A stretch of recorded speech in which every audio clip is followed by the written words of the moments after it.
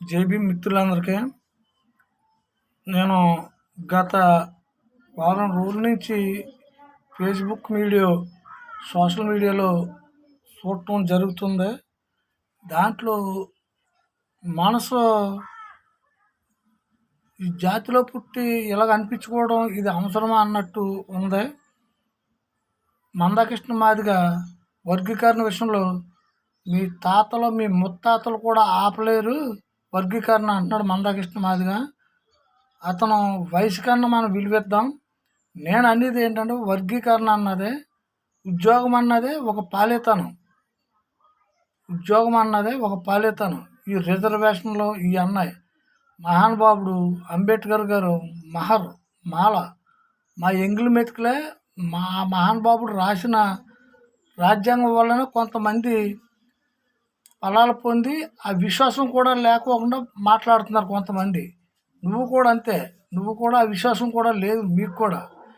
కానీ మాలవాడు ఎప్పుడు కూడా ఉద్యోగానికి దాసుడు కాదు. అది కావాలని కొంతమంది స్వార్థపరులు కూడా ఉద్యోగస్తులు కూడా ఏంటంటే వాళ్ళ పిల్లలు కాపాడుకోవటానికి మీ మాల మహానాడు ఒక ఉద్యమాన్ని చూపించి వాళ్ళ లబ్ధి పొందుతున్నారు. కానీ నిజంగా మాలోడు అన్నవాడు ఎవడో కూడా ఉద్యోగానికి భిక్షమెత్తుకుని ఉద్యోగం మాకు అక్కర్లేదు. మాలోడికి చాలా మైలేజీ ఉంది. అతను మైలేజీ వేరు, అతను రూటే వేరు.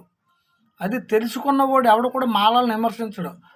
నేను చెప్పేది ఏంటంటే ఎస్సీ వర్గీకరణలో ఈ ఉద్యోగాల గురించి మీరు ఐఎస్ఎస్ ఐపీఎస్ మాస్టర్లు బ్యాంక్ మేనేజర్లు రిటైర్డ్ అయిపోయిన వాళ్ళు ఉన్నారు చూడు, వాళ్ళ జాతికి ఎవడు కూడా పనికొచ్చేవాడు కాదు.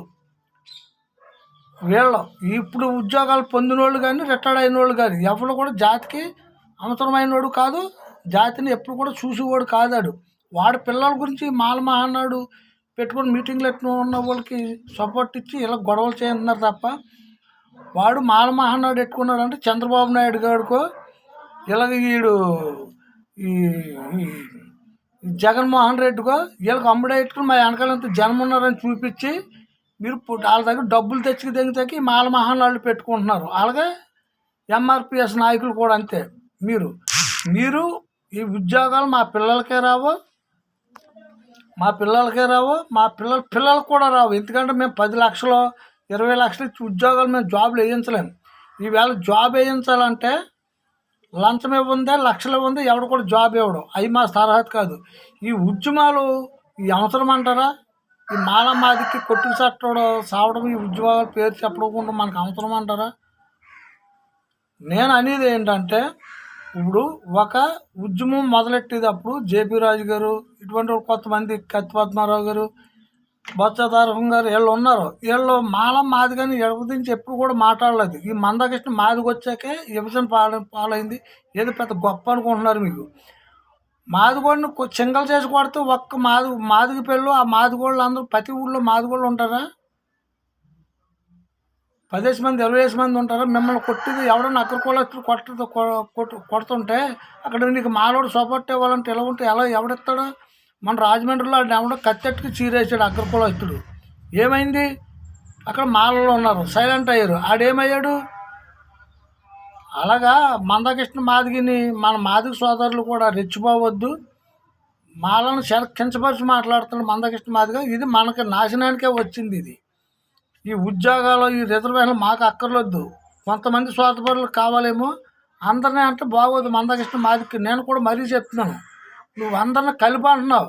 మేము ఎప్పుడు కూడా ఉద్యమానికి నీకెప్పుడు కూడా మేము వ్యతిరేకం కాదు. కాకపోతే వద్దు, విభజన వద్దు, అందరూ కలిసి ఉందామని అంటున్నావు అంతే తప్ప నీకెప్పుడు పోరాం కాదు. అందరిని కలిపనేస్తావేంటి నువ్వు? అందరిని కలిపనేస్తావేంటి? మేము పెట్టుకోవడమే కానీ ఒకటి కంచం లాక్కునే వాళ్ళం కాదు. అది గుర్తించుకో ఖబర్దార్. అది గుర్తించుకుని మాట్లాడు. అందరిని కలిపి అంటున్నావు నువ్వు. బాబాసాహెబ్ అంబేద్కర్ వారసులమని చెప్పుకుంటూ బతికివాడు ఎవడైనా తిరిగివాడు ఎవడో కూడా మీ ఆశయాలకు కానీ మీ నడవలకు కానీ ఎప్పుడు మేము అడ్డు రాము.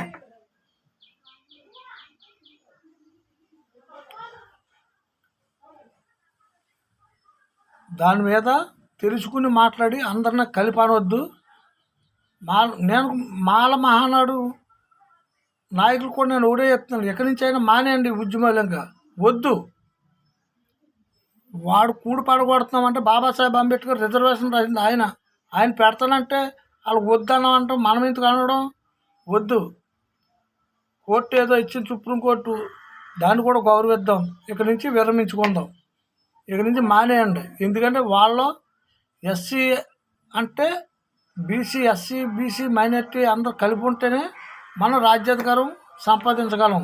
ఇలా కొట్టుకు చచ్చి చేస్తారంటే నువ్వు మాల మహానాడు పేరు చెప్పావంటే అబ్బా నువ్వు ఎవరికో చంద్రబాబు నాయుడుకో జగన్మోహన్ రెడ్డికో పాలేరువే, తొత్తుగాడు మా జాతిని అడ్డట్టు బతుకుతున్నావు. కేవలం ఇది నేను చెప్పింది. అలాగే ఎంఆర్పిఎస్ నుంచి కూడా వాడు కులాలమయంగా పెడుతున్నాడంటే ఆడు కూడా అగ్ర కులస్తుడికి ఎవరికో పాలితం చేసి అమ్ముకి తాగడానికే. బీజేపీ ఎప్పుడు కూడా ఎస్సీలని నిలబడతాకే చూద్దే. బీజేపీకి ఎంతసేపు రాజకీయం కావాలి కాబట్టి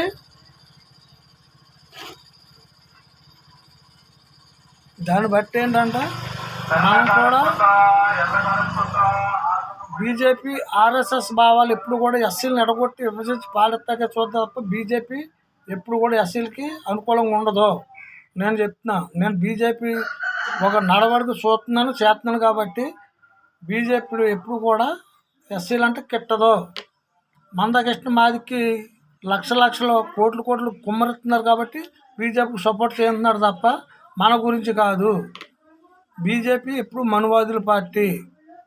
చెప్పండి మందాకృష్ణ మాదిక్ గారికి నేను మరీ చెప్తున్నాను, నీకు చెయ్యాలి ఆ తాపత్రయంగా ఉంటే కారంచేడులో జరిగిన మాదిగలకి వాళ్ళు నష్టపరిహారం ఇప్పించి వాళ్ళకి భూములు ఇచ్చారు. ఇప్పుడు అవ్వలేదు. ఆ భూములు ఇప్పించి నువ్వు మగోడు అవుతాయి. నువ్వు దేశమంతా నువ్వు గొప్ప అనిపించుకున్నావు కదా, అక్కడ ఒక చెయ్యి నువ్వు ఆ కారంచేడులోని చాలు. నీ ప్రతాపం నీ వస్తుంది. అది మీ చంద్రబాబు నాయుడే కదా, అక్కడి నుంచే కదా మాల మీద పగడతాం చంద్రబాబు. దగ్గుబాటి వెంకటేశ్వరరావు వాళ్ళ నాన్నగారిని ఎన్కౌంటర్ చేశారు. అక్కడి నుంచి వాళ్ళ నాన్నగారు ఈ కారణం గురించి చచ్చాడని మన ఇద్దరిని ఎడదంగాలని చేశాడు చంద్రబాబు. అక్కడ గొడవల గురించి వచ్చింది, మాదిగల గురించి వచ్చింది. ఇది లోతుకెళ్ళని చాలా నేను చెప్పగలను, నాకు తెలుసు, మొత్తం తెలుసు. అక్కడ గొడవ వచ్చింది మాదిగల గురించి. అక్కడ మాల లేకపోతే మాదిగలు ఏమవుతుందో మీరు గమనించు.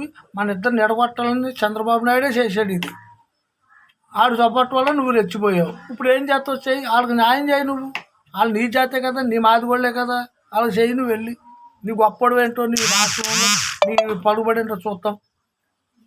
జై భీమ్.